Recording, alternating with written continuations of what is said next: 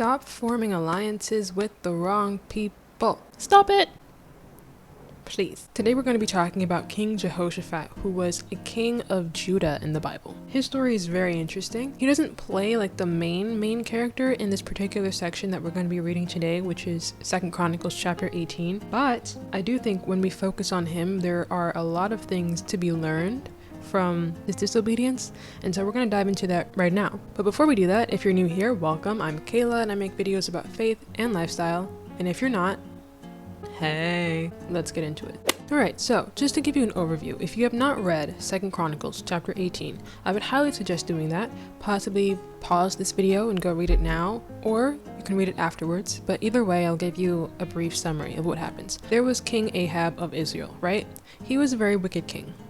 Alright, he had not been following the Lord, as a lot of other kings before him had gone astray, so did he. And so essentially, he wanted to go to war against Ramoth Gilead, which was one of Israel's enemies at the time, I believe. And so essentially what he did was he called 400 of his prophets, not prophets of the Lord, but prophets of Baal, 400, to ask them whether or not they should go to war against Ramoth Gilead. And so the 400 prophets, they come and they start prophesying, they start telling him what he wants to hear. So they say, go to war and be victorious. King Jehoshaphat is there as well. So it's important to note that when Jehoshaphat visited Ahab, Ahab had slaughtered a lot of animals and cattle and prepared it for him, right? And essentially he urged him to attack Ramoth Gilead with him. So Ahab said, will you go with me against Ramoth Gilead? Jehoshaphat replied, I am as you are, and my people as your people. We will join you in the war. Let's take that in for a minute. King Jehoshaphat was one of the more righteous rulers in the Bible, right? Ahab was wicked, so now we have that distinction. Jehoshaphat was very quick to agree to go to war with Ahab, and that was a big no-no. He was likely enticed by all the things Ahab had prepared for him, and that likely influenced his decision to aid him in battle. Now let's keep reading. After he says that he will join them in the war, it says, but Jehoshaphat also said to the king of Israel, first seek the counsel of the Lord. Now this seems like he kind of redeemed himself, right? Like first he kind of jumps the gun and agrees to go to war with him, go to war with Ahab. And then he says, you know what? Let's seek the Lord's counsel first. So we'll give him that. Okay, so what does Ahab do? This brings us back to what we were talking about before, with the 400 prophets of Baal, who are all telling him what he wants to hear. Attack and be victorious, attack and be victorious. So Jehoshaphat says, is there no longer a prophet of the Lord whom we can acquire of? So Ahab says there is this one guy called Micaiah. He's one of the lesser known prophets in the Bible, but I really like this story about how he handled the whole situation. But anyway, Ahab said there was Micaiah, but he didn't like him because whenever Micaiah would prophesy, he had nothing good to say, right? It was always doom and gloom. And you can't blame the guy. Like, if that's what the Lord is speaking to him regarding Ahab, then Ahab can't be upset at Micaiah. Like, it is what it is. You know what I'm saying? But anyway, they call him in, and when Micaiah gets there, the messenger who summoned him told Micaiah, look, all these other prophets are saying good things, are giving good reports about what will happen if they join the war. You should say the same thing. We're not even going to get into that because that is so wrong on so many levels, but Micaiah said that I can only say what the Lord tells me. I can only speak what God tells me. But I found it interesting that when the king asked him, shall I attack Ramoth Gilead? Micaiah was like, attack and be victorious. At first when I read this, I was like, is he being funny?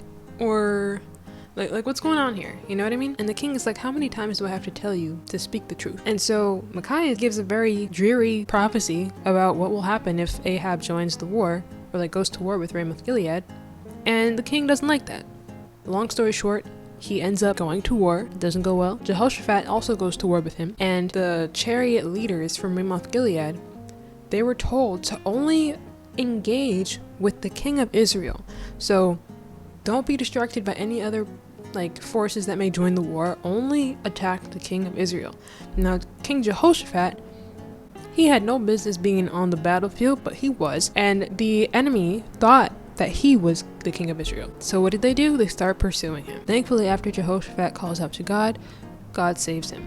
Alright, so That's essentially the main story that we're going to be talking about today. What do we gather from this? One of the main things that I got from it, something I think the Lord downloaded to me, was that we have to be careful who we make alliances with. Because if we make alliances with the wrong people, if we make alliances with the wicked, we can end up in the way of God's wrath. Jehoshaphat had no business allying himself with Ahab. Ahab was wicked. The moment, I don't even know how early on Jehoshaphat knew that. He had to have known it.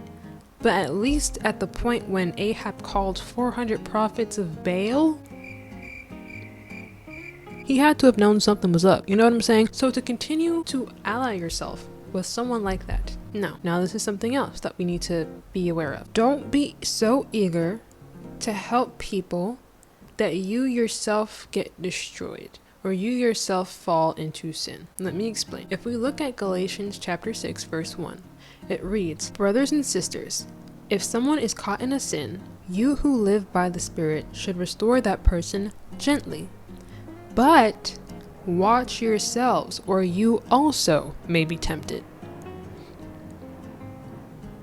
Okay, this is essentially what happened with Jehoshaphat in a nutshell, right? He was likely enticed by all the things that Ahab had prepared for him. I don't know why he agreed to help him. Perhaps he would have felt guilty if he received all that stuff and then said no to helping him. Perhaps all the gifts made him be in a good mood and thus agreed to go along with it. So I'm not entirely sure why, but what I can guess is that Jehoshaphat didn't have bad intentions. He wanted to help someone out, whether that's physically, actually going to war with him, with Ahab, or giving him godly counsel, right? When Ahab asks for the prophets to come, Jehoshaphat steps in and says, "Is there no prophet of the Lord we can inquire of?"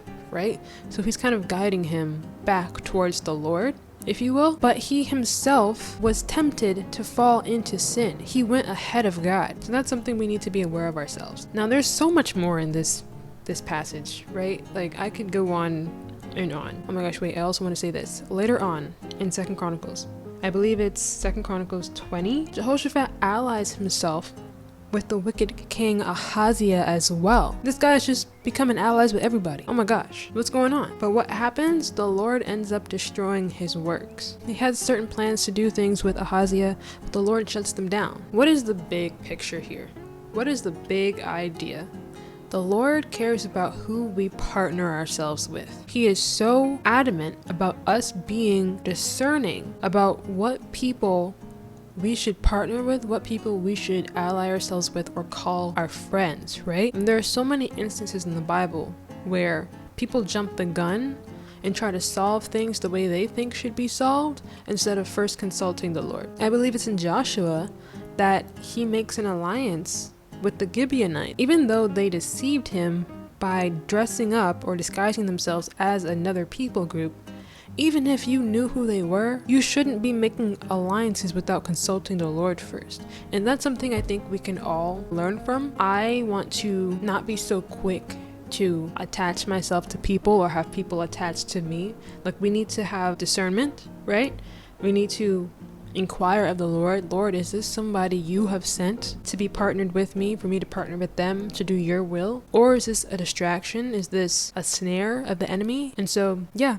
This is a very simple message, I would say, but I just wanted to make this video because I found this passage very interesting. It felt like it was loaded with stuff that we didn't completely talk about today, but perhaps in another video. So my question for you is, what alliances have you been making that you didn't necessarily consult God on? Yeah?